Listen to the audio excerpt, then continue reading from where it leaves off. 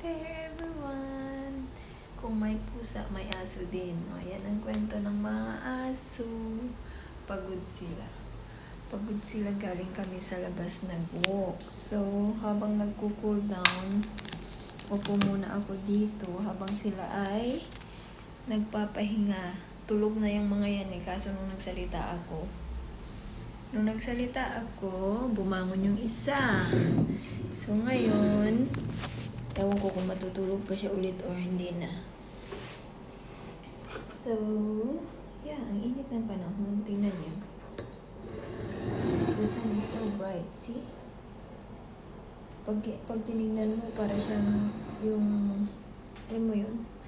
Anyway, basang-basa pa tong aking likod. Pero, okay lang yan.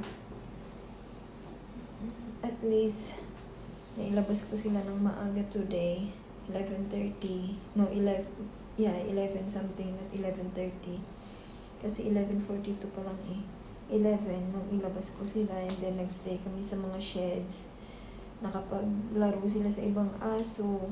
So, yeah, masaya din naman sila. So, ngayon, they are tired na. Ako nilalamig sila, hinihingal. Kasi naka-on naman ng aircon. Minsan, ang sarap maging pets. May aircon, may TV. Maganda din naman pala yung hair ko. Sabi ni ate, kailangan ko ito ibalik para, ma-treatment.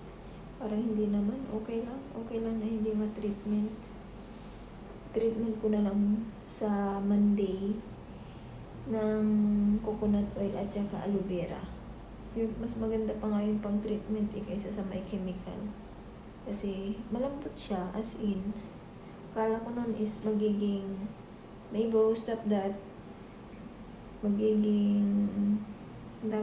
rough. Pero hindi. Diba? So, that's all. Nagdiling na din ako ng halaman. Kasi kawawa, maganda to oh.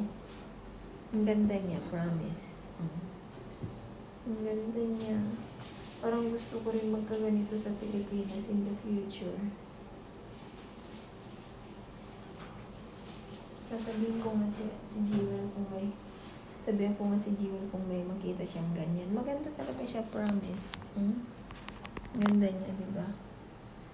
Ang ganda niya. Dati maliit pa lang yan. Dito yan sa lamesa noon. Tapos nung lumaki na siya, ayan, ang ganda na niya. Nagustuhan ko rin siya. As in. Hey? Yes? You want to talk to me while Ibis is sleeping? You need to sleep too.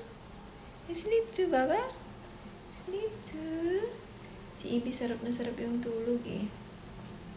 Nag-inat pa ang Inday, Garutay, ang aking madamdamin. Balikan ko yung pusa mamaya.